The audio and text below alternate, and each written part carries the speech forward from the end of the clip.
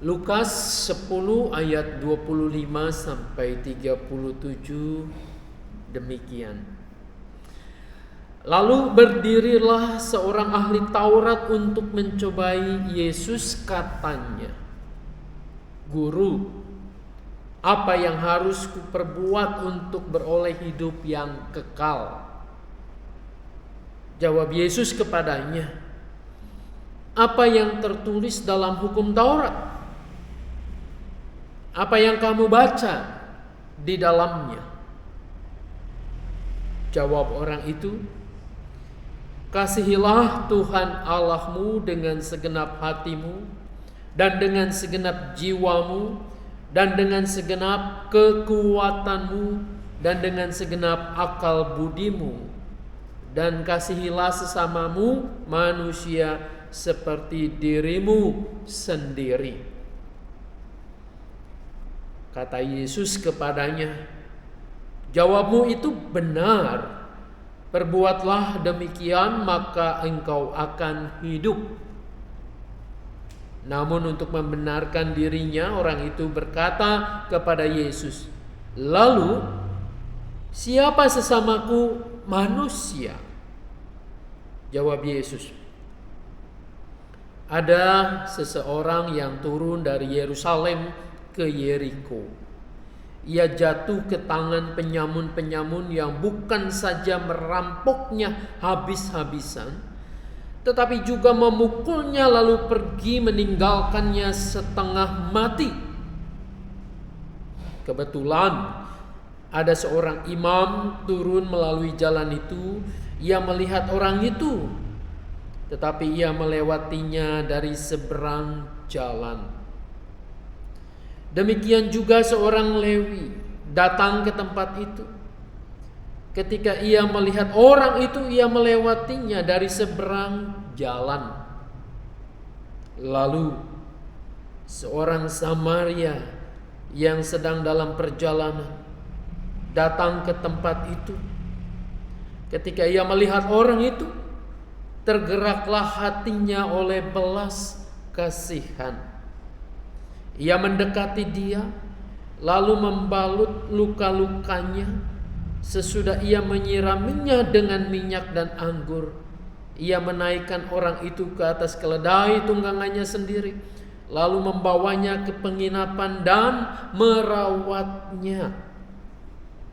Keesokan harinya ia mengeluarkan 2 dinar dan memberikannya kepada pemilik penginapan itu, katanya, "Rawatlah dia, dan jika kau belanjakan lebih dari ini, aku akan menggantinya waktu aku kembali."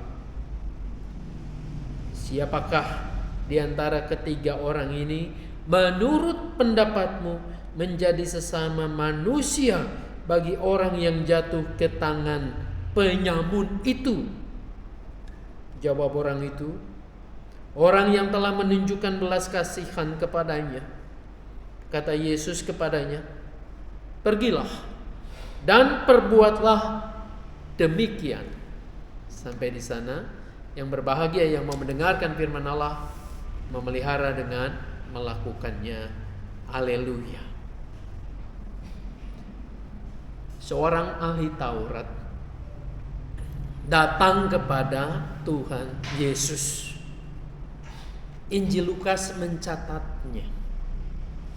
Ia bertanya bukan untuk menjadi bijak dan tahu dari jawaban yang diberikan Yesus, tetapi tujuannya untuk mencobai Tuhan Yesus. Ia bertanya tentang bagaimana memperoleh hidup yang kekal. Apa artinya hidup yang kekal? Hidup yang bukan sekedar hidup, tapi hidup yang sesungguhnya. Hidup yang berkualitas. Hidup yang punya makna. Hidup kekal biasanya dikaitkan dengan hidup dalam kerajaan sorga, kerajaan Allah. Banyak orang pasti menginginkan dalam penghujung hidupnya di dunia ini ia dapat bagian dalam hidup yang kekal dalam kerajaan surga itu.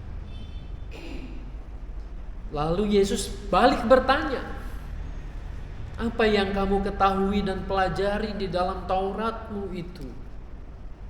Orang ini menjawab dengan tepat, kasihilah Tuhan Allahmu, lalu juga kasihilah sesamamu manusia seperti dirimu sendiri.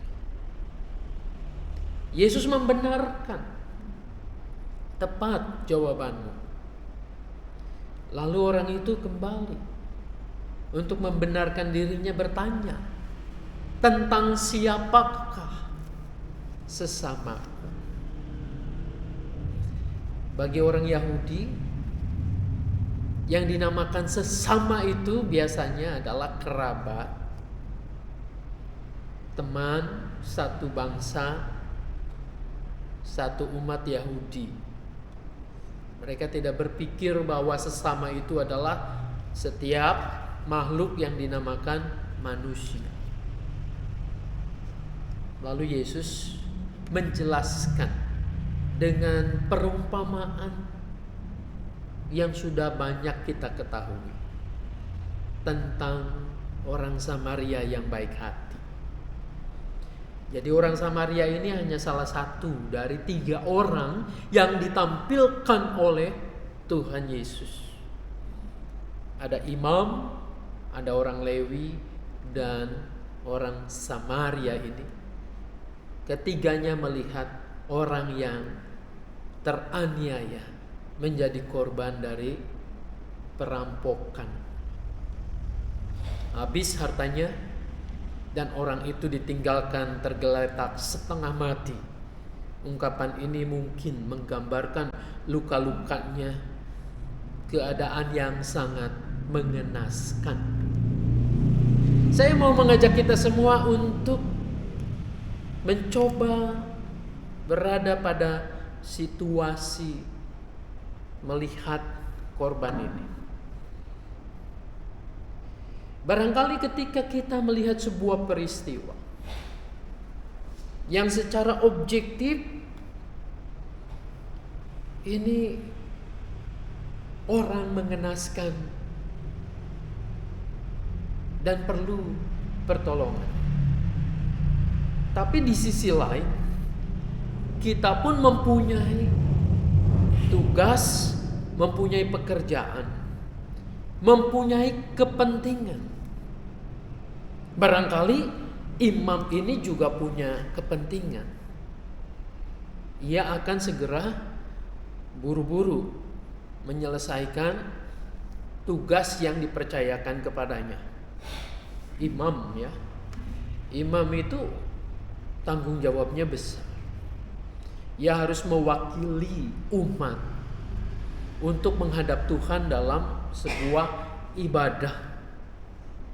Bagaimana kalau ia terlambat datang? Bagaimana kalau umat itu sudah tidak sabar? Ini sebuah ritus upacara akan segera mulai, tapi kok pemimpinnya belum hadir. Saudara juga akan gelisah pasti ketika jam ibadah ini sudah mau mulai, kok pendetanya belum ada, belum datang. Nah, kadang-kadang kita diperhadapkan situasi seperti ini.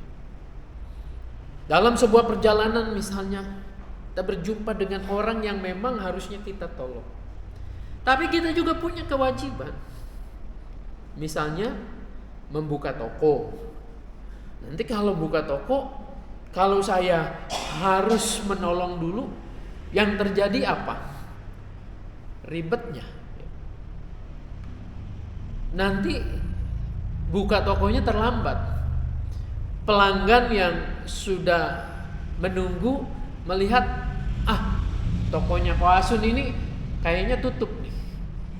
Jadi ya sudah, pindah ke toko yang lain, ke orang lain. Masuk akal nggak kalau gitu? Belum lagi kalau orang itu melakukannya atau kita terlibat dalam menolong itu harus nantinya berurusan dengan pihak-pihak lain. Kita harus mempertanggungjawabkan. Nanti ditanya-tanya, diinterogasi. Ribet kan?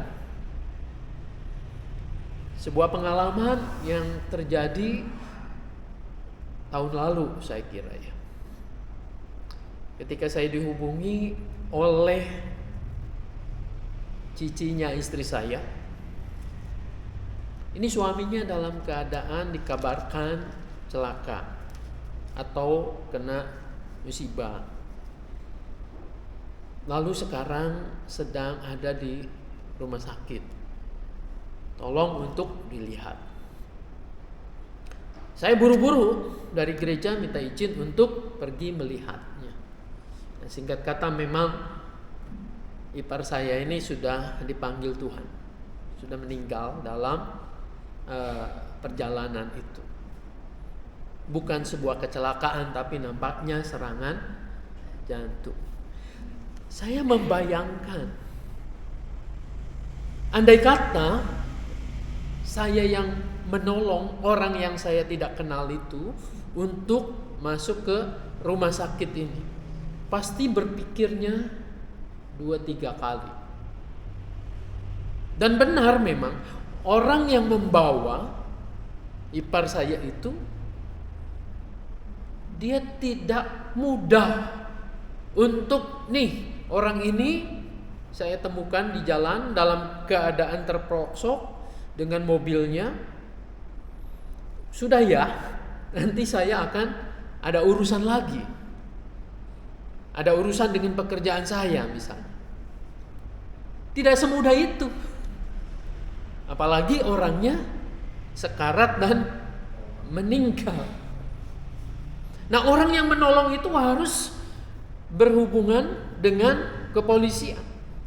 Polisi segera datang, lalu bertanya dengan sangat detail, dan dalam pertanyaan itu ada prosedurnya tentu. Tempat kejadiannya di mana, lalu apa yang kamu lakukan, semua sangat detail sekali.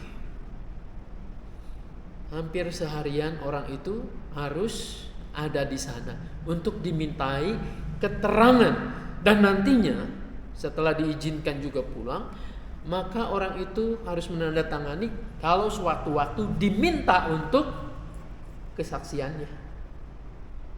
Nah, ini kan jadi ribet ya. Menolong orang ada konsekuensinya. Selama ini kita mungkin berpikir, oh imam ini tidak punya hati kali ya, melihat orang yang sedang dalam keadaan sekarat mau mati ini hanya lewat saja dari seberang.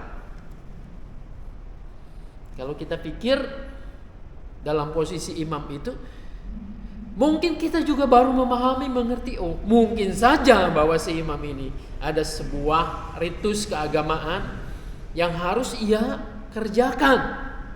Ada sesuatu yang penting menurut dia. Ini imam. Satu lagi adalah orang Lewi, juga ia melihat dari seberang. Lewi siapa? Lewi adalah suku dalam 12 suku Israel itu yang memang tidak boleh bekerja, hanya untuk melayani di bait suci, di tempat ibadah. Hal yang sama juga dilakukan. Ini terjadi. Nah, yang menarik buat saya adalah begini. Ketika kita melihat seseorang dalam keadaan betul membutuhkan pertolongan, maka otak kita juga akan bekerja. Adakah sesuatu ini dalam pikiran kita, nanti kalau aku menolong ini membuat aku jadi masalah, membuat jadi ribet atau enggak? Selama kita tidak direpotkan dengan memberikan pertolongan, ya mungkin kita akan gampang saja untuk menolong. Kita memberi uang pada orang yang meminta-minta, kita iba, ya itu sudah nggak ada kait-mengait lagi. Tapi bagaimana kalau berhadapan dengan orang yang memang perlu konsen, perlu perhatian yang lebih? Jarang diantara kita mau untuk melakukannya. Ada bermacam-macam alasan. Oh, ini bukan tugasku. Aku bukan tugas, aku bukan tim medis, aku bukan pekerja sosial, aku bukan orang yang ditugasi untuk itu, biar nanti aparat yang mengurus dan seterusnya. Kita berpikir seperti itu, dan ini kebanyakan kita mengatakan wajar.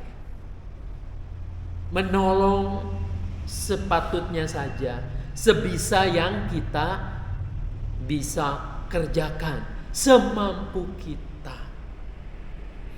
Tapi di sini dalam perumpamaan ini menarik. Ada orang Samaria yang sama sekali tidak ada kaitannya dengan korban dari perampokan ini. Orang ini menghampiri, dia mencoba untuk melihat, menyentuh orang yang mungkin saja dilihat ini seperti orang yang sudah mati. Lalu ia merawat secukupnya, membawanya bersama-sama dengan dia ke penginapan. Di penginapan ia merawatnya, tetapi belum sembuh. Dan ketika belum sembuh, ia punya urusan, ia menitipkannya kepada pemilik penginapan. Uruslah, ini 2 dinar, bisa digunakan untuk keperluan orang ini. Kalau kurang, nanti aku kesini, aku akan menggantinya.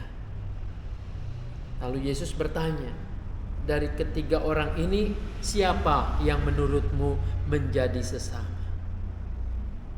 Orang Yahudi yang bertanya tadi ini, ahli Taurat ini, tidak bisa tidak ia harus menjawab, orang Samaria itu, orang yang terakhir itu.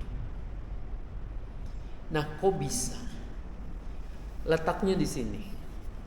Ketika kita mengatakan, saya punya urusan, saya juga punya tanggung jawab, jadi saya tidak bisa mengurusi orang ini. Itu diwakili oleh imam dan orang Lewi. Urusan itu masuk akal, dan memang itu harus dilakukan, dikerjakan.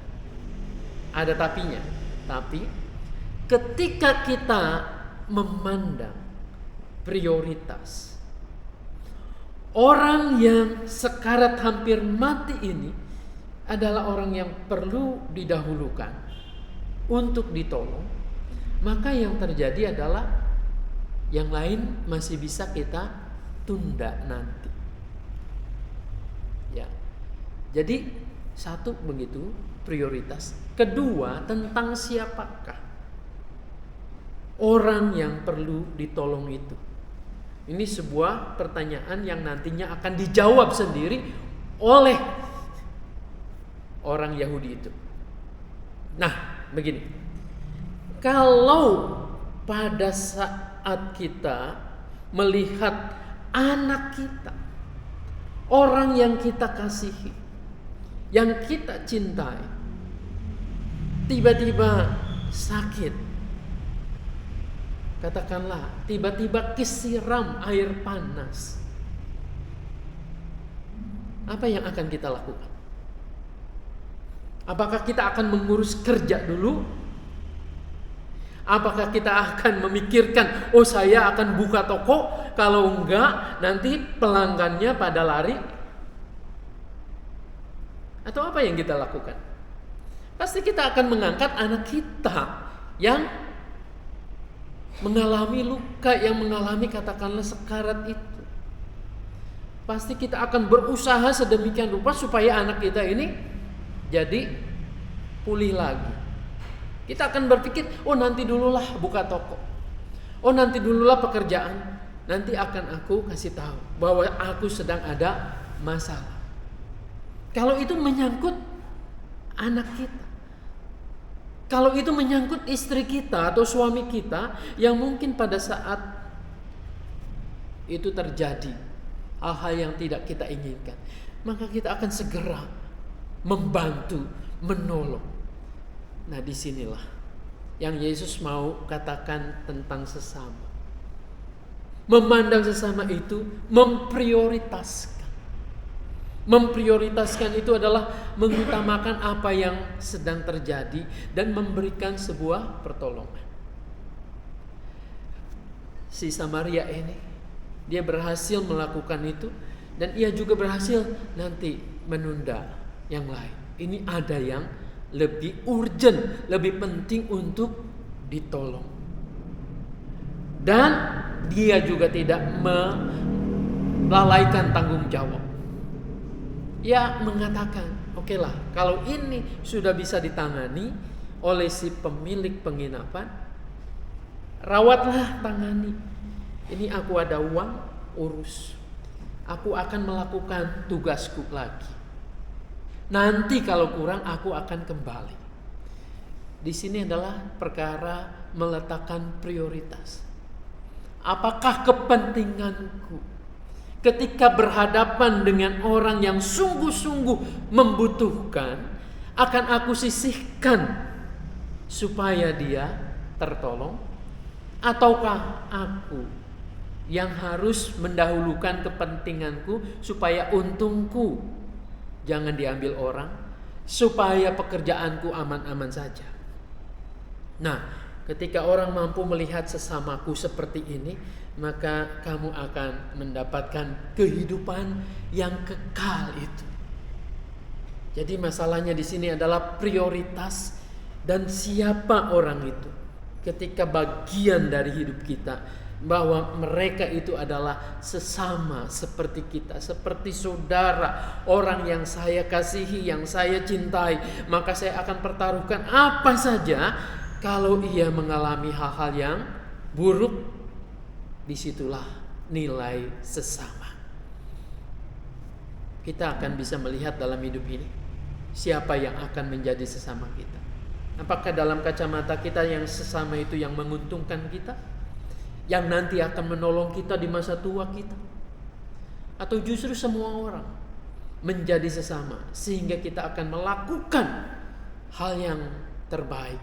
Walaupun tidak ada ikatan saudara, tidak ada ikatan mungkin dia anggota gereja kita, tetapi dia adalah manusia atau orang lain. Kita akan melakukannya sesuai dengan apa yang kita yakini dan apa yang diperintahkan oleh Tuhan Yesus, mengasihi sesama seperti diri sendiri. Dan sesama itu adalah bukan hanya kerabat keluarga, bukan hanya orang yang seiman dengan kita, tapi semua orang. Biarlah kita boleh mengasihi semua orang sama seperti Tuhan Yesus mengasihi semua orang. Tuhan memberkati kita. Amin. Mari kita berdoa. Bapa di surga, bukalah, celikkanlah mata kami supaya kami memandang dan melihat bahwa setiap orang yang terhubung dengan kami adalah sesama kami. Mereka yang memerlukan bantuan kasih. Biarlah kami dapat mengulurkannya dengan baik, seperti Engkau telah melakukannya. Kiranya kami menjadi alat di tangan-Mu untuk damai sejahtera, untuk menyatakan cinta kasih bagi dunia ini. Dalam nama Tuhan kami Yesus Kristus kami berdoa. Amin.